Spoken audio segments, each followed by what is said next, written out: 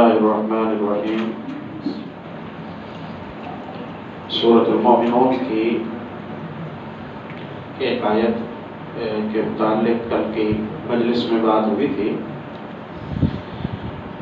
جس کا خلاصہ یہ ہے کہ ہم اپنے آپ سے پوچھیں کہ ہم اپنی اس زندگی سے کیا فائدہ اٹھانا چاہتے ہیں، ہم کیوں ہیں، ہم کیا بننا چاہتے ہیں، ہماری منزل کیا ہے۔ اور اسی سوال کے جواب کی ہم آج کی مجلس میں کچھ رخ بدلا کر اور کچھ مثالیں آپ کے سامنے رکھ کر جواب دینے کی کوشش کریں گے کہ ایک مسلمان کو کیسے سوچنا چاہیے۔ یہ سوال کی نوعیت کو بدل کر ایک مسلمان اپنے آپ سے یہ پوچھے کہ وہ مسلمان ہو کر کیا فائدے حاصل کرنا چاہتا ہے، وہ کیوں مسلمان ہوا۔ دیگر اور بہت سارے مذاہب ہیں، اس نے انہیں نہیں چنا، اس نے اسلام کو چنا۔ اسلام لا کر وہ کیا فائدے حاصل کرنا چاہتا ہے۔ کیا یہ جواب ہے کہ جو حکم تھا مسلط کر دیا گیا، ماں باپ مسلمان تھے، ہماری مرضی تھوڑی پوچھی گئی ہے، مسلمانوں کے گھر میں پیدا ہوئے ہیں تو مسلمان ہی ہونا تھا ہمیں۔ تو یہ جواب تو پھر تقلیدی جواب ہوا کہ میرا اپنا کوئی چناؤ نہیں ہے، مجھے گھاٹے نفع کا نہ پوچھو، میرے پیش نظر کوئی ٹارگٹ نہیں ہے، میں کوئی فائدہ حاصل نہیں کرنا چاہتا، لیکن میری جرات اتنی نہیں ہے کہ میں انکار کروں، اس لیے بس میں مان گیا ہوں۔ باقی اس سے کیا لینا دینا ہے، لینا دینا کچھ نہیں ہے۔ نعوذ باللہ من ذالک۔ دونوں سوالوں کا جواب ایک ہی جگہ پر جا کے ٹھہرے گا۔ یہ تو انسانی حقوق میں سے ہے کہ انسان آگاہ ہو کہ اس کی منزل کیا ہے، وہ زندگی سے کیا چاہتا ہے، وہ مسلمان کیوں ہونا چاہتا ہے، مسلمان ہو کے کیا مفاد حاصل کرنا چاہتا ہے۔ اگر کوئی پیش نظر مقصد ہے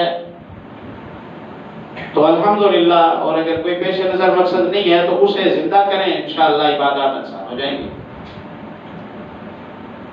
وہی مسلمان سست ہوتا ہے جس کے سامنے کوئی ٹارگٹ نہ ہو، بلکہ رفتار ہمیشہ سست تبھی ہوتی ہے جب آپ کے سامنے منزل نہ ہو۔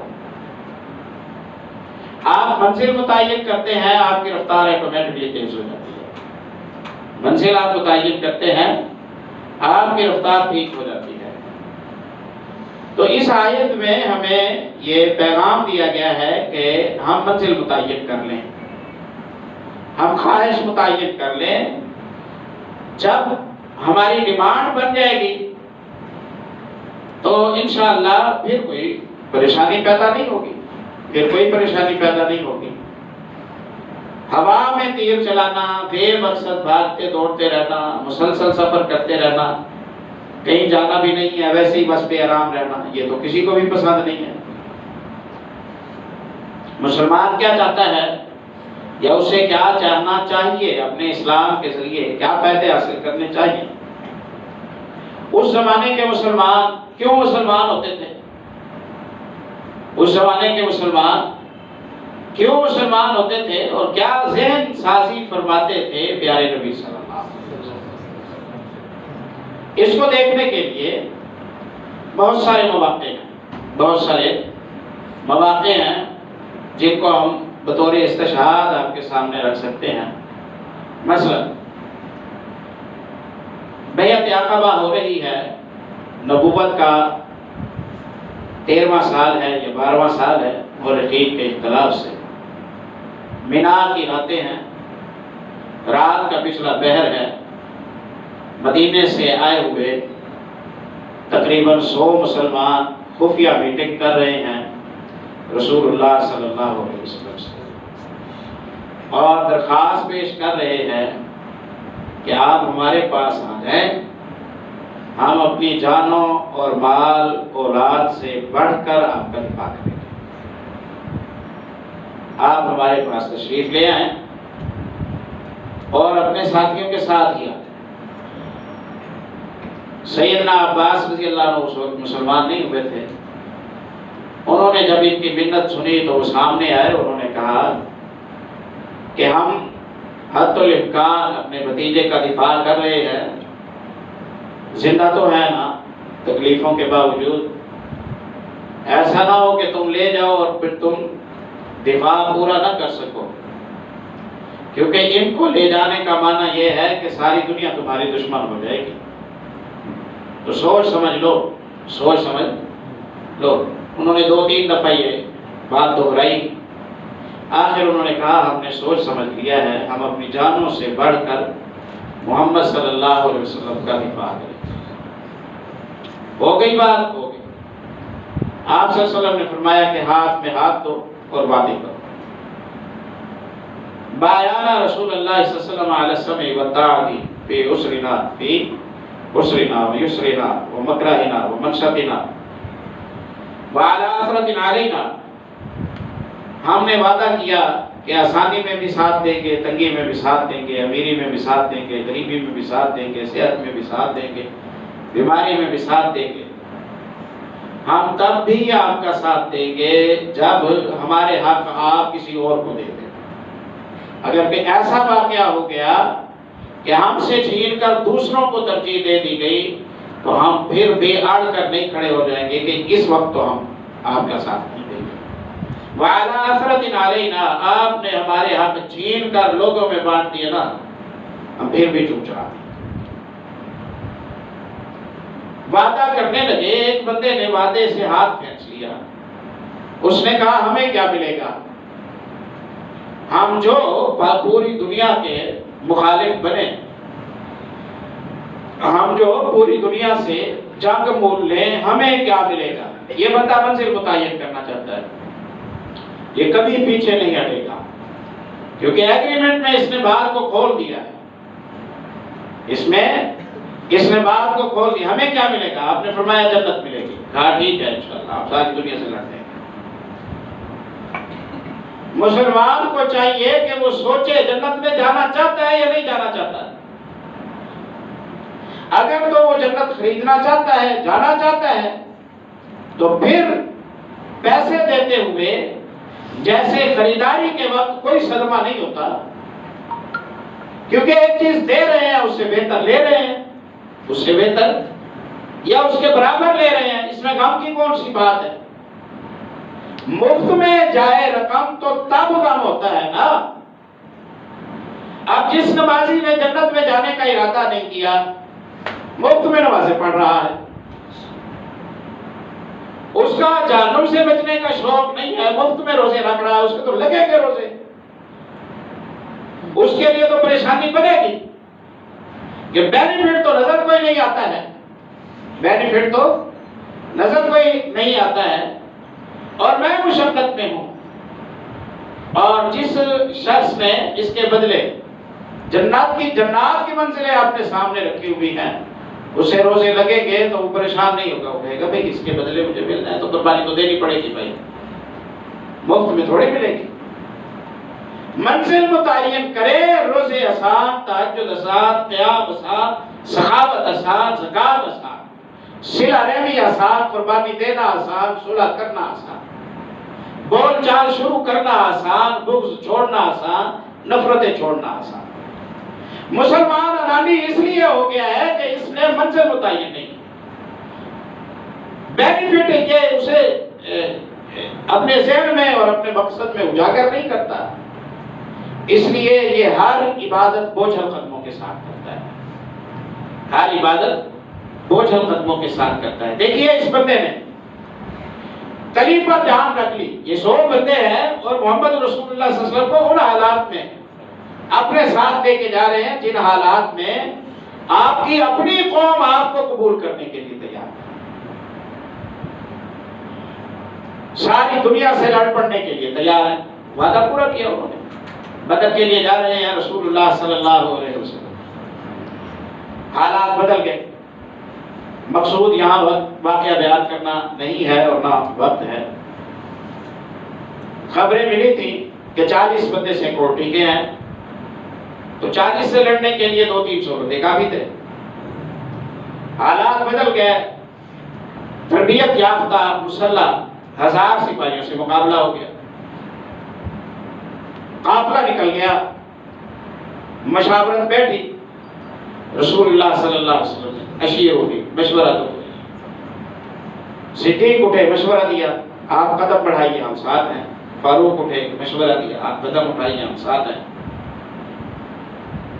پھر آپ نے کہا مشورہ دو، انصار کے سربراہ سعد ابن معاذ اٹھے، لگتا ہے آپ مدینے والوں سے مشورہ لینا چاہتے ہیں کہ لوکل آبادی کا کیا پروگرام ہے۔ وہ تو یہ نہیں کہیں گے کہ آپ وہاں سے آئے اور دشمنی ساتھ لائیں، ہماری تو مکے والوں سے کوئی دشمنی نہیں ہے، اس لیے اور مدین جنگ بھی 200 میل باہر ہو رہی ہے، جنگ بھی ہماری بستی میں ہوتی تو چلو دفاع کرتے، آپ تو جنگ باہر ہو رہی ہے۔ مدینے والوں کا کیا نظریہ ہے؟ سعد ابن معاذ کھڑے ہوئے کہا لگتا ہے آپ انصاریوں کا موقف جاننا چاہتے ہیں۔ آپ نے فرمایا بات اسی طرح ہے، تم کیا کہتے ہو؟ کہا آپ نے جب آپ کے ہاتھ میں ہاتھ دیا تھا نا تو سوچ سمجھ کے دیا تھا، سوچ سمجھ کے دیا تھا، ہم کیا کہتے ہیں اس کی اہمیت نہیں ہے، آپ قدم بڑھائیے، اللہ آنکھیں ٹھنڈی کر دے گا،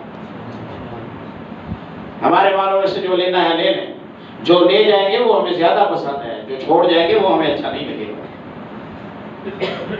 جن سے تعلق جوڑنے ہیں جوڑ لیں، ہمارے ان سے تعلق جوڑ جائیں گے، جن سے توڑنے ہیں توڑ لیں، ہمارے ان سے ٹوٹ جائیں گے، ہمارے ان سے تعلق ٹوٹ جائیں گے۔ رب کی قسم اگر آپ ہمیں حکم دیں گے کہ بحر الاحمر میں ہم چھلانگیں لگا دیں، کوئی بندہ چھٹی لے کے نہیں جائے گا کہ بتا ہوں، ہم سب آپ کے حکم پر سمندر میں چھلانگ لگا دیں، آپ بر الغمام تک ہمیں ساتھ لے جائیں، ہم یہی صحیح آپ کے ساتھ چلتے ہیں۔ ہم تو سوچ سمجھ کے آئے ہیں۔ چہرہ مبارک خوشی سے تمتمانے لگا، وہ رونق ہو گیا، اور رونق بڑھ گئی آپ صلی اللہ علیہ وسلم چہرے کی۔ آپ نے فرمایا مدد آ گئی ہے، جس نبی کے ایسے ساتھی ہوں اس کے لیے اللہ کی مددیں آئے۔ سبحان اللہ۔ تو اس وقت کا مسلمان طے کر چکا تھا کہ اسے کون سے سفر طے کرنے ہیں اور کیا پانا ہے، اس لیے وہ باعمل تھا، وہ عزیمت والا تھا۔ اس وقت کے مسلمان کے پیش نظر کوئی مقصد نہیں ہے۔ جب پیش نظر کوئی مقصد نہیں ہے تو یہ دھکا اسٹارٹ گاڑی ہے، بلکہ ایسی گاڑی ہے کہ جس فریم ہی ہے، انجن ہے ہی نہیں، اسے دھکا دو گے تو چل پڑے گا، روک دو گے تو رک جائے گا۔ اپنی تو کوئی بنیاد نہیں ہے، اپنی تو کوئی تمنا نہیں ہے، اپنی تو کوئی خواہش نہیں ہے۔ اب آپ کام جتنا لے سکتے ہیں لے لیں، نہیں لے سکتے تو اس نے نہیں کرنا، اور ہے بھی حق پر، کیونکہ اس کے پیش نظر جب کوئی مقصد نہیں ہے تو اسے تو ہر کام ہی بوجھ لگے گا نا، اسے تو ہر کام ہی فالتو لگے گا۔ تو مسلمان کو یہ آیت یہ سمجھاتی ہے کہ یہ تھوڑا کر، زیادہ بدلے میں اللہ نے تجھے واپس کرنا ہے، تیرا اپنا فائدہ ہے، تیرا اپنا فائدہ ہے۔ خیبر کی جنگ تیار ہے، کئی مارکے ہوئے، چرواہا آیا، کیوں لڑتے ہو؟ بتایا گیا، بات سمجھ آ گئی۔ کیا ملے گا؟ بتایا گیا، بات سمجھ آ گئی۔ اچھا میں شامل ہونا چاہوں تو آپ نے فرمایا کلمہ پڑھ، بسم اللہ، آ جاؤ۔ آ گیا۔ آپ کہا کہ یہ مالک کی بکریاں ہیں، ان کا کیا کروں؟ آپ نے فرمایا انہیں ہاتھ دے، اللہ اس کے مالک تک پہنچا دے۔ پہنچا دیا، مار کا ہوا، مال غنیمت آیا، حصے بٹے، اسیر کی پوٹلی بھر کر دیا آپ صلی اللہ علیہ وسلم نے، جاؤ اسے سونا دیا۔ دینے والا گیا، یہ لینے دی، کیوں؟ رسول اللہ نے دیا صلی اللہ علیہ وسلم۔ کیوں دیا ہے؟ تمہارا حصہ ہے۔ کہا میں نے اسلام اس لیے قبول نہیں کیا کہ سونا کماؤں، میں نے تو، مجھے تو بتایا گیا ہے کہ اسلام قبول کروں گا، شہادت پاؤں گا، جنت میں جاؤں گا۔ سونا تو کماتا تھا پہلے میں نے جنت کمانے کے لیے اسلام قبول کیا ہے، اس لیے اس کی میری خواہش نہیں ہے۔ رسول اللہ سے کہو میں یہاں تیر کھانا چاہتا ہوں، اور جنتوں میں جانا چاہتا ہوں، رولا ہی مکانا چاہتا ہوں۔ بڑی خوشی ہوئی رسول اللہ صلی اللہ علیہ وسلم کو۔ اگلا مارکا ہوا، اسیرم کو یہی تیر لگا اور اسیرم اللہ کے پاس لے گئے۔ پیارے نبی صلی اللہ علیہ وسلم نے مارکے کے بعد کہا دیکھو اسیرم کہاں ہے، تلاش کرتے کرتے بیٹھ گئے، اس کی میت کے ساتھ سر اٹھایا، اپنی گود میں رکھا۔ آپ صلی اللہ علیہ وسلم نے بال اس کے جھاڑے اور کہا کہ تھوڑے سے عمل کر کے جنت میں چلے جائیں، تھوڑے سے عمل کر کے جنت میں۔ نقطہ نظر طے ہے، مقصد حیات متعین ہے، منزل طے ہے، قدم بوجھل کیوں ہوں گے؟ قدم بوجھل نہیں ہوں گے۔ اور یہی نظریہ ہے، زُيِّنَ لِلنَّاسِ حُبُّ الشَّهَوَاتِ مِنَ النِّسَاءِ وَالْبَنِينَ وَالْقَنَاطِيرِ الْمُقَنطَرَةِ۔ اللہ رب العزت نے بندے کی کمزوریاں بتائی ہیں، سونے کے ڈھیر، چاندی کے ڈھیر، پرکشش سواریاں، عمدہ رہائشیں، بہت اچھے مقامات پر رشتے، خوبرو اولادیں، فرما بردار اولادیں، منصب، حیوانات، زمینیں، باغات، یہ ساری چیزیں اللہ رب العزت نے گنوائیں۔ زُيِّنَ لِلنَّاسِ حُبُّ الشَّهَوَاتِ مِنَ النِّسَاءِ وَالْبَنِينَ وَالْقَنَاطِيرِ الْمُقَنطَرَةِ مِنَ الذَّهَبِ وَالْفِضَّةِ وَالْخَيْلِ الْمُسَوَّمَةِ وَالْأَنْعَامِ وَالْحَرْثِ۔ یہ ساری چیزیں بتائیں۔ یہ تجھے اچھی لگتی ہے نا ساری؟ ہاں اچھی لگتی ہے۔ اللہ رب العزت نے ساری بات بتانے کے بعد قُلْ أَنُبِّئُكُمْ بِخَيْرٍ مِّن ذَلِكُمْ، ان سے زیادہ اچھی شے تمہیں بتاؤں؟ ان سے زیادہ اچھی شے تمہیں بتاؤں؟ اب جو زیادہ اچھی شے ہوگی وہ لینی چاہیے یا کم اچھی شے لینی چاہیے؟ زیادہ اچھی شے لینی چاہیے نا۔ اللہ نے ساری چیزیں گنوائی اور کہا تیری مرضی ہو تو زیادہ اچھی شے تجھے بتاتا ہوں، سنے گا؟ کہا لِلَّذِينَ اتَّقَوْا عِندَ رَبِّهِمْ جَنَّاتٌ، تو پرہیزگاری کی زندگی اپنا، تو ان جنات میں جائے گا کہ یہ نعمتیں ان کے مقابلے میں کوئی اوقات نہیں۔ منزل متعین ہو گئی، جینا ہے تاکہ جنتی بنے، مسلمان ہونا ہے تاکہ جنتی بنے، تاکہ جنتی بنے۔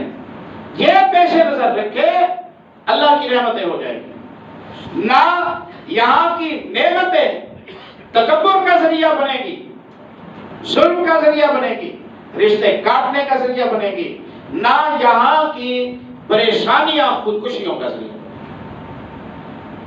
خودکشی بھی وہی اپاہج کرتا ہے، وہی کام عظیمت کرتا ہے کہ جس کے پیش نظر عقبہ اور آخرت کی منزل نہیں ہوتی، اور نعمتوں کی وجہ سے پاؤں اسی کے بدلتے ہیں، خلق اسی کا بدلتا ہے، لب و لہجہ اسی کا بدلتا ہے کہ جسے لگتا ہے کہ اس کے پاس شاید وہ چیز آ گئی ہے جو دنیا میں سب سے اسے منفرد کرنے والی ہے، اس نے اس سے زیادہ قیمتی چیز دیکھی ہی نہیں ہے، اس لیے اس کے پاؤں زمین پر نہیں ٹک رہے۔ یہ کروڑوں پتی جو ہو گیا ہے، یہ اربوں پتی ہو گیا ہے، بس اس کے پاؤں کیوں ٹکے؟ اور جو اس سے بہتر دیکھے گا اس کے پاؤں زمین پر ہی رہیں گے، چاہے اربوں پتی بن جائے، اسے کیا فرق پڑتا ہے؟ بل تؤثرون الحیاۃ الدنیا والآخرۃ خیر وابقیٰ۔ تم ہلکی حقیر چیز کا چناؤ کرتے ہو، اس سے زیادہ اچھی کا ہم نے تمہارے سامنے پیکج رکھا تھا، اسی کو اپنا لیتے۔ انصار آئے، پانی کی تنگی تھی، رسول اللہ سے دعا کراتے ہیں، رسول اللہ سے دعا کراتے ہیں، سربراہان، وفاداران، خدمت گزاران، سبحان اللہ، صف اول کے لوگ پیارے نبی صلی اللہ علیہ وسلم کے پاس چہرے مورے سامنے آئے، آپ صلی اللہ علیہ وسلم باغ باغ ہو گئے، لگتا ہے کسی اہم کام سے آئے ہیں۔ ہاں کیسے آئے ہو؟ کیسے آئے ہو؟ جو مطالبہ کرو گے کرو، میں اللہ سے دعا کروں گا، اللہ قبول کرے گا، میں دعا کروں گا، اللہ قبول کرے گا، ساتھ اجابت ہے، اطلاع مل گئی۔ آپ صلی اللہ علیہ وسلم کے پاس آئے کس کام کے لیے تھے؟ دعا کریں پانی کا بہاؤ اچھا ہو جائے، ہماری فصل باغات کی تنگی ختم ہو جائے، آئے اس کام کے لیے تھے نا۔ اب خبر ملی کہ دعا کروں گا اور قبول بھی ہوگی، تو ٹارگٹ بدل لیا۔ انہوں نے کہا قبول، آپ نے فرمایا ہاں، کہا پھر ہمارے لیے بخشش کی دعا کریں، ہمارے لیے بخشش کی دعا کریں۔ دعا کہا رحمت للعالمین سے، تو جتنی انہوں نے کہی تھی اس سے 2 گنا زیادہ دعا کی آپ صلی اللہ علیہ وسلم۔ آپ نے فرمایا اللہم اغفر للانصار، اللہ یہ انصاری آئے ہیں، محنت کر رہے ہیں، اللہ ان کو معاف فرما دے۔ ولی ابناء الانصار، اے اللہ ان کے بیٹوں کو معاف فرما دے، بیٹیوں کو معاف فرما دے۔ ولی ابناء الانصار، اے اللہ ان کے پوتوں نواسوں کو معاف فرما دے، نواسیوں کو معاف فرما دے، ان کی نسلوں کو معاف کر دے۔ انہوں نے کہا اللہ کے نبی پھر غلاموں کے متعلق بھی دعا کرتے ہیں، آپ نے فرمایا ولی موال الانصار، اللہ ان کے نوکروں غلاموں کو بھی معاف فرما دے۔ متعین ہو گئی منزل تو اس لیے مانگی، اس لیے طلب کی۔ تو یہی انشاءاللہ اس مجلس کا پیغام ہے، دونوں درسوں کا جوڑ اسی طرح بنتا ہے۔ افحسبتم انما خلقناکم عبثا وانکم الینا لا ترجعون، تمہارا اگر یہ اندازہ ہے کہ ہم نے تمہیں تمہاری مرضی پر چھوڑ دیا ہے اور تم نے ہمارے پاس نہیں آنا، تو اس کی اصلاح کرو۔ پھر ہمیں کس لیے یہاں زمین میں بسایا گیا ہے، یہ آیات و احادیث اور آثار صحابہ کی روشنی میں نے آپ کے سامنے رکھا ہے۔ منزل کو متعین کریں، انشاءاللہ قدموں کو رب مضبوط فرما دے گا۔ اللہ سبحان اللہ۔